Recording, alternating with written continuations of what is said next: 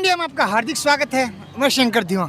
आज हम पहुंचे हिसार में, जहाँ पे आशा वर्कर लगातार 29 दिन से धरने पर बैठी है और सरकार टस से मस नहीं हो रही है। इतनी गर्मी है, करीब 11 बजे, धूप काफ़ी है, लेकिन अपने बच्चों को छोड़कर यहाँ आई हुई है। तो जानेंगे कि क्या क्या उनकी मांगे और सरकार ने कुछ संज्ञान लिया है या कुछ वादा किया है या नहीं, उससे बातचीत करें। नमस्कार जी। नमस्कार जी। लगातार 29 दिन से बैठे हो धरने पे, काम का समय भी है और यदि नौकरी होती तो नौकरी पे जाते, नहीं तो घर का भी बहुत सारा काम होता है। तो लेकिन अभी सरकार से क्या मांगे हैं और कब तक पूरी होने की उम्मीद है? सरकार से हमारी मांग है कि सबसे पहले एक तो हमें सरकारी कर्मचारी का दर्जा मिलना चाहिए और हमारा 26,000 रुपये न्यूनतम वेतन होना चाहिए और सरकारी कर्मचारी का दर्जा दो। और सरकार के आंखों में डी डारी है हमारी, सुननी तो है सरकार ने, पर टाइम लगा रही है।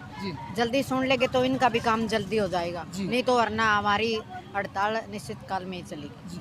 मैं बात करूं, आपने बोला कि 26,000 मिनिमम हमें भी वेज मिलना चाहिए, तो लेकिन अभी कितना मिल रहा है? अभी हमारे को 4,000 मिलता है। 4,000 में हमारा घर खर्चा कैसे चलेगा बताओ। और हमारे कुछ मेडिकल सुविधा या इंश्योरेंस कुछ है, किसी डीएपी चीज की भी हमारे को सुविधा नहीं है, ना हमारी कोई सामाजिक सुरक्षा। हम रात में भी जाम, दिन में भी जाम, हमारे लिए कोई किसी चीज की भी सुरक्षा नहीं है। हम सुरक्षित भी नहीं है। वैसे तो कह रहे हैं कि हम बेटी बचाओ बेटी पढ़ाओ, हमारे को कोई किसी चीज की भी सुरक्षा नहीं मिल रही। कैसे बेटी सुरक्षित रहेंगी? बात करूँ, आपने बोला कि 24 घंटे ड्यूटी रहती है, तो कितने घंटे फील्ड में रहना पड़ता है? यानी गांव में जाके जब सर्वे करते हो तो कितने घंटे आप मतलब सेवाएं देते हो? गांव में जब हम सर्वे करते हैं तो हम 24 दिन में हम 12 घंटे सर्वे करते हैं, तो रात को कोई डिलीवरी केस आता है तो पूरे 24 घंटे की हमारी सेवाएं चलती रहती है। यानी कि जो रात को यदि कोई भी केस आता है या कहीं भी आपको बुलाया जाता है तो उसका कुछ एक्स्ट्रा पैसा वगैरह नहीं मिलता? नहीं जी, कुछ भी नहीं मिलता। हम डिलीवरी केस के साथ पहले पीएचसी पे जाना पड़ता है, वहाँ से रेफर हो गया तो जीएच पे जाना पड़ता है, वहाँ से अगर वो मेडिकल से हमें रोहतक तक भी रेफर किया जाता है। जी। हाँ। लगातार जैसे घर से निकलते हो तो अपना ही गाड़ी होगा यानी स्कूटी या किसी का साधन होता है, तो उसका भी पैसा कुछ मिलता है? कुछ नहीं मिलता जी, हमारे पास ना कोई किसी चीज़ का साधन नहीं है जी। हमारे को रात भी में भी उन लोगों के साथ जाना पड़ता है। हमारे उसमें तो वो चाहे कैसे भी हो, हमें तो अपनी उसकी ऊपर ही जाना पड़ता है जी। हमारे किसी चीज़ की कोई सामाजिक सुरक्षा नहीं है हमारी। बात करूँ, आपने आंदोलन किया, कुरुक्षेत्र भी गई थी, दो आशा वर्कर बहनें वहाँ पे मृत हो गई थी, उनका कुछ सरकार ने कुछ कंपनसेशन दिया या नहीं दिया था? अभी तक उनका कुछ नहीं दिया है। हम चाहते हैं कि सरकार उनके परिवार को मुआवजा दे, उनके परिवार को नौकरी मिले। हमारी बहनों ने उन्हें शहीद का ही दर्जा दिया है, उनके साथ बड़ा बुरा बर्ताव किया है सरकार ने। उनको उनका पानी पीने का भी छीन लिया गया, इसीलिए वो पानी भी नहीं मिला तो उनको ऐसी दिक्कत हुई और हमारे इसे में उनकी मृत्यु हो गई। जी, मैं बात करूं, जब ये आंदोलन चलता है तो वहाँ पे आपको पता है हड़ताल है, यहाँ पे पुलिसकर्मी भी लगे रहते हैं, तो आपको ये कौन महसूस होता है कि ये जो हमारी ये मांगे पूरी नहीं होने दे रहा है? यानी कि आप किसको जिम्मेदार मानती हो? हम इस चीज़ के लिए खट्टर सरकार को ही जिम्मेवार मानते हैं। हम किसी को जिम्मेवार नहीं मान रहे, हम खट्टर सरकार को ही जिम्मेवार मान रहे हैं। और हमारी धरातल लेवल पर हम काम करते हैं। गांव में जमीनी स्तर पे जाके देखो, हमारा एक वोट नहीं है, हमारे पीछे बहुत वोट जुड़े हुए हैं। नहीं, मैं ज़मीनी स्तर की बात तो मैंने करता हूँ क्योंकि ऑलरेडी हम फील्ड में जाते हैं, वो काम की बात नहीं कर रहा हूँ। मैं बेसिक में बोलना चाह रहा हूँ कि खट्टर जो मुख्यमंत्री है मनोहर, बहुत बड़ा पद हो गया। तो जैसे हमें ग्राउंड पे जैसे आपका कि सीएमओ होती है मैडम, तो मेरा कहने का मतलब है कि वहाँ पे आपने कुछ लिखित में दस्तावेज दिया या उन्होंने कुछ लिखित में दिया कि आप आज ही काम पर हम आपकी मांगे पूरी करने के लिए ये दस्तावेज हम मुख्यमंत्री तक भेजते हैं? ऐसा नहीं जी, हमको एक बार भी नहीं बुलाया किसी अधिकारी ने। अच्छा। हमारी कोई सुध नहीं ली किसी ने भी जी।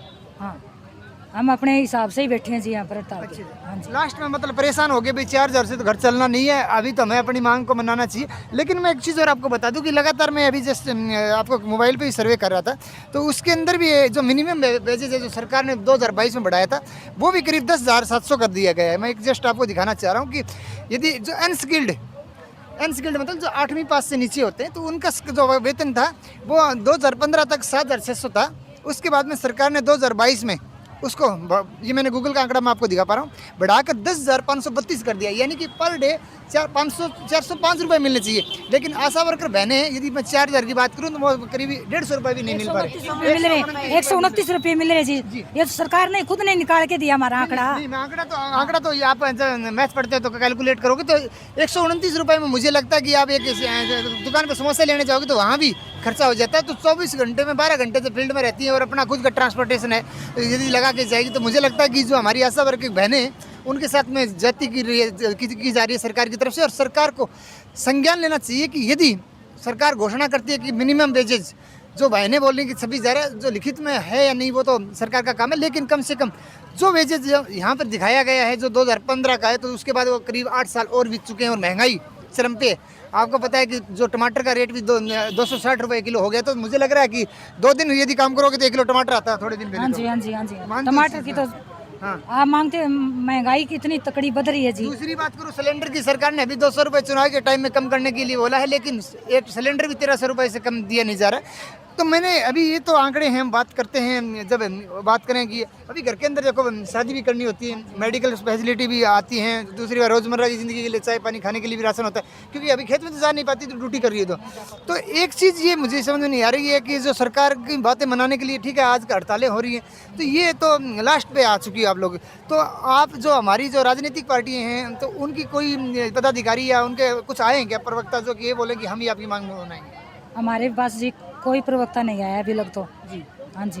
तो आपको किससे उम्मीद है कि ये आदमी हमारी मांगे पूरा कर सकता है? तो कि सत्ता में बैठे हो तो सारे सुनाई करने लाग रहे जी। अब चली हुई सरकार है, इसने सुनाई करनी चाहिए, ये देव की सुनाई मुताबिक। सत्ता में बैठे विपक्ष पार्टी हुए तो बोल रही है भाई मिलना चाहिए इनको, फिर ये मुख्यमंत्री मनोहर लाल खट्टर भी नहीं सुन लग रहे हमारी। मुख्यमंत्री पे भी मांगूंगा। दूसरी बात है कि यहाँ का जो कैबिनेट मंत्री बना दिया कमल गुप्ता, जो यहाँ का विधायक है, उसके बाद में ब्रिजेंद्र सिंह सांसद है वो भी बीजेपी का है, और उसके बाद में खट्टर साहब तो वहीं। तो हम ज्ञापन देने गए हैं सर, किसी ने बाहर आके न्यू भी निकाल लिया, हम ले लिया, उनके और ही वो जो खड़े हुए हैं पीए खड़े हुए हैं वही ले लेते हैं, हमको शकल भी नहीं दिखाते।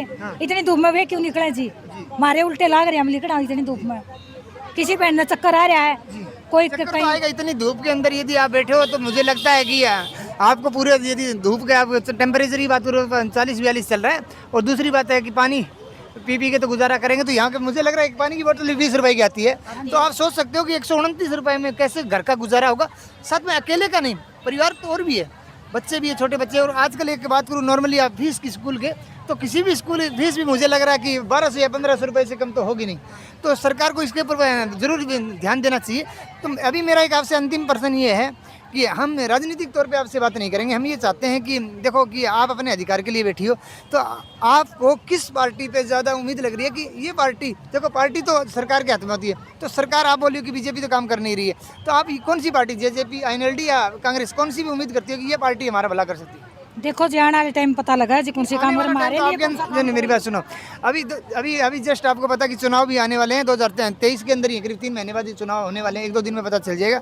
जो आपके पास ताकत है अंगूठे की, आपने अभी जस्ट मैंने भाषण भी सुना कि हम सरकार को पलट सकते हैं, यानी जो ग्रामीण इलाके के लोग हैं जहाँ पे हम रहते हैं वहाँ पे हमारे जो लोग हैं वो हमारी सुनाई करेंगे। हमारी यूनियन फैसला लिया होगा, हम उस सरकार को जिताएंगे। आपकी यूनियन बन चुकी है? हाँ जी हमारी यूनियन है जी। अच्छा जी। यूनियन के सहयोग से चल रहे हैं हम सब। अच्छा, यूनियन फैसला लिया होगा कि उसके हिसाब से हम तो देने को करेंगे हमारा। जैसा कि आपने आशा वर्कर बहनों को सुना, उन्होंने साफ तौर पर कहा कि अब हमारा जो अंतिम लड़ाई पड़ाव पे चल रही है और हम 26,000 हमारा मिनिमम वेज होना चाहिए, ताकि आने वाले समय में हमारा परिवार का जो पालन पोषण है वो सही ढंग से हो सके, और हमारे बच्चे भी, दूसरे बच्चे जो राजनीतिक लोग हैं उनकी तरह हमारे बच्चे भी अच्छे स्कूलों में पढ़ सके। 129 रुपये के हिसाब से यदि आप CM साहब को भी सोचना चाहिए कि आप खुद 2.5 लाख रुपए पेमेंट ले रहे हो, तो उसके हिसाब से, और एक झाड़ू मारने वाला भी है या आपका एक मनरेगा का जो मजदूर है जिसको आप एक 100 दिन की गारंटी देते, उसकी भी तनख्वाह करीब 380 रुपये देते हो। आप सोच सकते हो कि जो मजदूर 2 या 3 घंटे ही काम करता है गांव में, उसको 380 रुपये पर डे देते हो, लेकिन आशा वर्कर बहनों को आप दे रहे हो 129 रुपये। इसका मतलब ये है कि एक दिन में एक मजदूर 2 घंटे काम करता है, उसके हिसाब से आशा वर्कर बहनें 3 दिन काम करेंगे तब उसके बराबर होता है। तो इसके बारे में भी सरकार को संज्ञान लेना चाहिए। आज बस इतना ही, कल फिर मिलेंगे नई मुहिम के साथ, तब तक के लिए जय हिंद जय भारत। आप हमारे चैनल को लाइक शेयर सब्सक्राइब जरूर करें। वंदे मातरम, नमस्कार।